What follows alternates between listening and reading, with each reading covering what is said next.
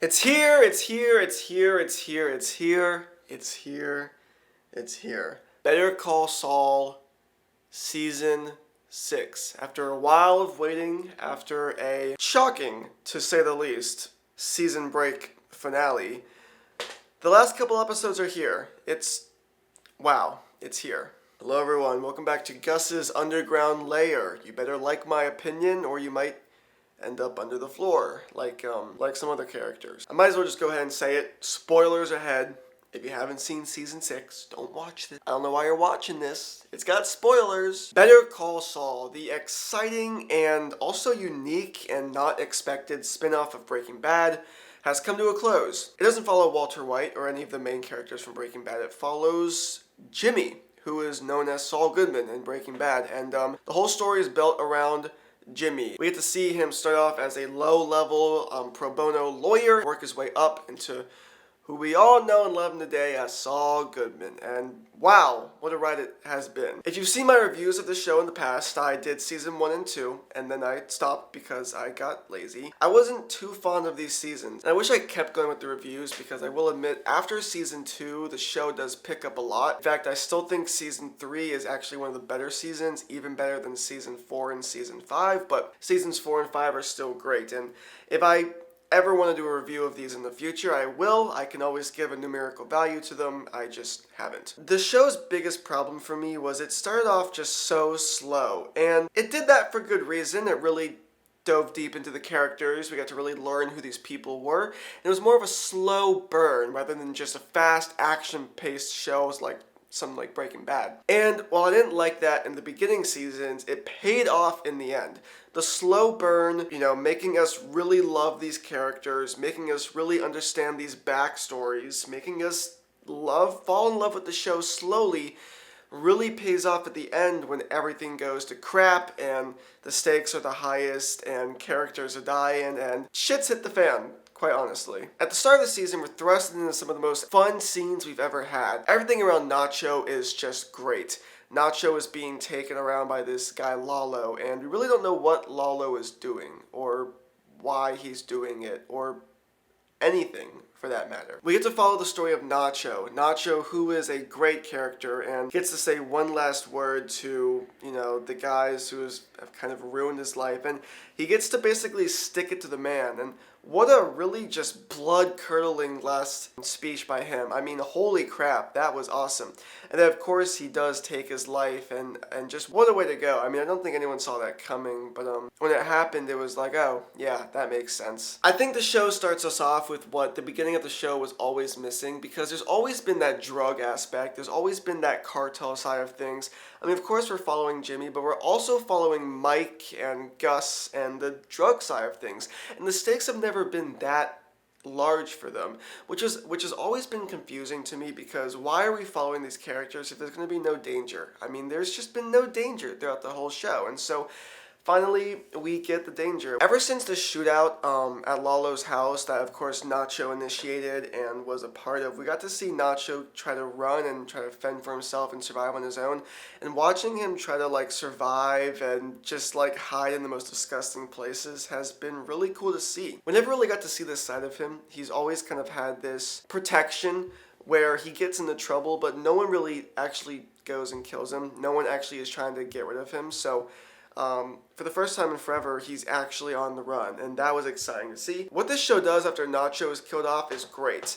Another one of the biggest issues I think this show had was that the stakes were just never high. And not only that, but Chuck was just not a good villain. And Chuck was sort of the antagonist in the first 3 seasons, and it worked as sort of setting up a conflict for him and his brother Jimmy, and having the initial building ground for a conflict in the show, but it never really drove the stakes. It never really pushed Jimmy the way he needed to be pushed. I think Charlie said it best in one of his videos that Lalo was just kind of like this invisible boogeyman these next couple episodes, and that's exactly how I felt. The show does a great job of showing, not telling. You're watching Lalo kind of go to Germany and talk to Werner Ziegler's wife, but you don't know why he's talking to her, you don't know why he's going to Germany. You don't know why he's in the sewers watching the freaking laundromat. You have no idea what he's doing. Even though there's some simple episodes of just watching Jimmy and Kim torment Howard, you always have this underlying fear of the boogeyman who is Lalo, which is great. It's exactly what this show needed.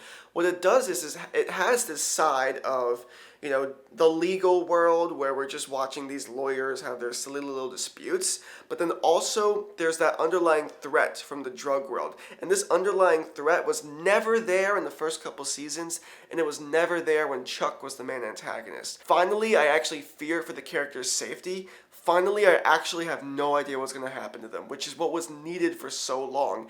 And it's great. You're always on the edge of your seat, even when nothing scary is happening. So, while Lalo is this invisible boogeyman, what's happening? Well, Jimmy and Kim are basically tormenting Howard, and this also sets up some of the most fun scenes I've ever had. Just watching them put their plans in action, like watching them be the worst characteristics of themselves is fun, but it's also so hard to watch because you want them to end up okay, but you just know it's not going to end up okay. Plan and execution, which is by far my favorite episode of not only the season but the show, is so fun. It starts out with, them wrangling up this makeshift film crew, and then they're trying to get that one judge who's the mediator. They're making basically an actor look like him, and then they take these documents and they give them to Howard, and Howard doesn't know what's going on, and Howard is basically framed for being a cocaine addict, and every single scene is so suspenseful, but also so fun to watch. And that was a problem, again, with some of the earlier seasons, because when it's so slow and when you're so interested in the characters and the backstories, sometimes the fun and the excitement can be taken out of it. And I think this episode does the perfect job of keeping up fun and keeping up actual, caring about the characters. It's a perfect blend, and the whole season's a perfect blend. And then, of course, the show ends with Howard's traumatic, shocking, kind of morbid death. He is just murdered in cold blood, out of nowhere. The boogeyman's finally made his plan. He's finally there at Jimmy's house. Lalo has arrived, and no one knows why Lalo has arrived. It's almost comical that Howard and Lalo are in the same scene because these characters are from such different worlds. And that's another great thing about season 6 is the drug world and the legal world are always kept so different, and now they're intercepting. Now Jimmy finally realizes that his actions have consequences because these worlds are connecting. Kind of being a friend of the cartel is finally hurting the people around him, and when Howard is dead, it really reveals that his actions have consequences. No other plot device can make you realize that Jimmy's actions have consequences more than this one. You see this moment and you're like, oh crap, there is no coming back from this, right? And of course, Kim is sucked into the world as well. She's always not been a part of this world. She's always just been a good lawyer, just as Howard, and so to see his death is so traumatizing. I literally sat there for probably 2 minutes, just jaw on the ground, just holy crap, what did I just watch? Howard is not in the game. He was just a lawyer. He followed the rules. He didn't deserve any of this.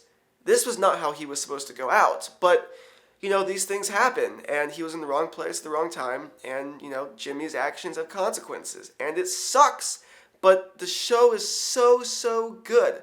So good. After that moment, we're again set spiraling into some of the most fun, some of the most suspenseful moments ever. Kim actually goes to Gus's house and is actually going to shoot Gus, which I was not at all expecting.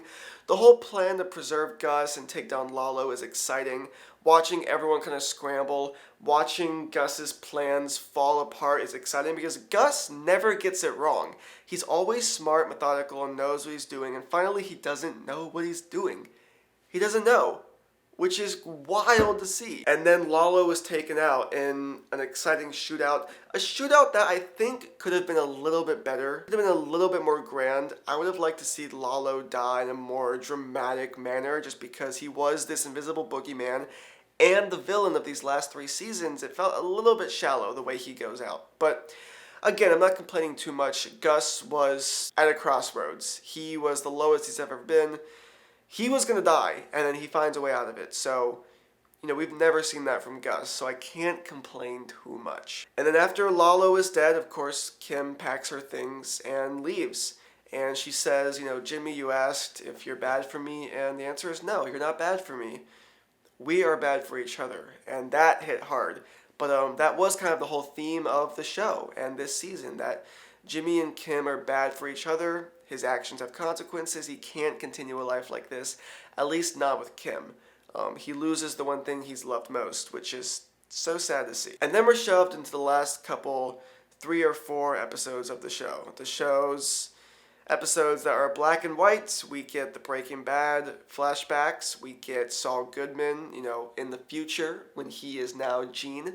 And we get to see his final hurrah and his goodbye. And for a long time I was struggling to figure out if these episodes were boring or beautiful, because I think for a season as exciting and as shocking and jarring as season 6, with so much action, just everything crumbling, for these episodes to be very, very not that. They're very, very slow. They're very, very just Gene living the life of Gene and slowly getting back into the world of crime. I had trouble, figuring out if these are boring or beautiful.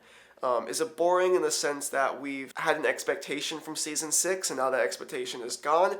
Or is it beautiful in that the expectation needs to be gone because it's a bittersweet ending? And I've come to the conclusion that it's a little bit of both. I do think it's not as exciting as the first couple seasons. I mean, the plans that Gene Takovich set into play are just a little bit lackluster.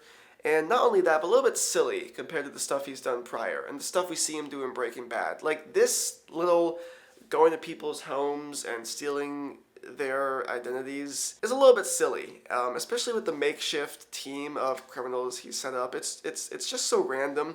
It also seems not in his character that after all this time he'd go back and just start doing this. But maybe it isn't his character, because maybe he really will never be able to escape this world. Maybe he is always slipping Jimmy, and maybe I don't know what I'm talking about. I do also think it's beautiful the way things ended. He gets back in the game, unfortunately. He doesn't want to, but he can't control himself. He gets caught, and he brings his sentence down to 7 years, using his lawyer skills. But, of course, he can't live with the 7 years. He's not happy with it, because he doesn't have Kim. And so he gets 86 years instead, but he gets one last moment with Kim, and we hope that she will visit him in the future and that they get to reunite a couple of times. And finally has confessed to all of his crimes. He finally admits what he did was wrong and that he did it for his own gain, which is something he never admitted before. I also, for what it's worth, even though there's so much time just spent with the characters talking, I think his final speech is amazing, where he says, Walter White never could have done it without me. He needed me. I thought that was amazing. And it really adds context to Breaking Bad because, yeah, he's right. Walter White could not have done it without Saul Goodman. And it's like, wow, he made a point. And it's a bittersweet ending, but it's the needed ending. I think any other guy who was writing the show would have made it where Jimmy, a couple years down the line, goes and wins Kim back, right? That's what I was expecting to happen. I was expecting in the future, a couple years down the line, he finds his way back to Kim and they have a happily ever after. But one, that's the predictable, boring ending. That's what a guy like me would want for the ending. And two, that's not the bittersweet, justified ending we need. We need Jimmy to confess to his crimes, go to jail. He doesn't deserve to get off scot-free, and he deserves a little bit of a reconnection with Kim, but does he deserve to have her back and things just to be happy ending, none of this ever happened? No. Let's be honest, no. So although it wasn't the ending I was expecting or wanted, it's even more beautiful, and I even like this ending even more. And that's why I think the show does great, is that it subverts expectations, and it gives you what is needed, not what's wanted. And maybe you hate it in the moment. Maybe you think the scenes were boring. Maybe you think it was set up to be a stupid ending. It was dumb. But you give it a couple days and you let it sit over and you're like, you know what? That was beautiful. And that's kind of how I feel about these last couple episodes. Do I think they were on the level of the first half of the season? No, not at all. I do think the excitement was a little bit dipped, but it's kind of hard to keep the excitement up with what they were going for at the end. So Of course, I understand it. Alright, let's do some numbers on a scale of 0 to 5. Yeah, this season was amazing. I give the characters a 5, the genre of the legal and the drug cartel world connecting, and kind of like a legal thriller, but a drug thriller, just action-packed genre. I give it a 5. The world building is a 4, the soundtrack is a 4, the cinematography is an easy 5. Cinematography was great. The plot, I give it a 4, just because, of course, those last couple episodes. Investment was a 5 all the way through. Point/message was a 5. I loved the ending. I loved the point it made. The creativity was a 5, and the stakes were a 5. The stakes were there. It was what we needed. So as you can see, just a huge upgrade from the first couple seasons. I think really my only complaints are the ending to Lalo was a little bit lackluster. And the last couple seasons, while beautiful, while amazing, while bittersweet, I think were a little bit on the boring side. It lacked a little bit in entertainment and a little bit in fun. But the season as a whole was exciting. It was gritty. You were really rooting for Jimmy until the end. You were really never knowing what was going to happen, which was amazing. Like I said, I was just shocked at the halfway point of the season with Howard's death. I mean, that was just insane.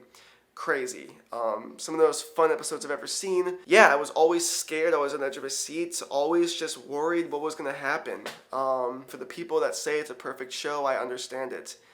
Me personally, I'm feeling like a 93% here. Does reach that 90 mark, which is crazy to think because the first season I had it in the 40s. Just insane how much of a growth this show has had and how much of a connection it's had to me and how much love I have for it now. I maybe didn't have at the beginning. So yeah, there's my review. I hope you all enjoy. I know this was a lengthy one. This was kind of a long one, but there was a lot to talk about, right? So I couldn't just not make a long video about it. Let me know if you agree or if your opinion's wrong in the comments below. Let me know what to review next. I don't really know anything that's coming out soon. So if you have suggestions, I'm excited to hear. And I'll see you all in the next video. Peace out.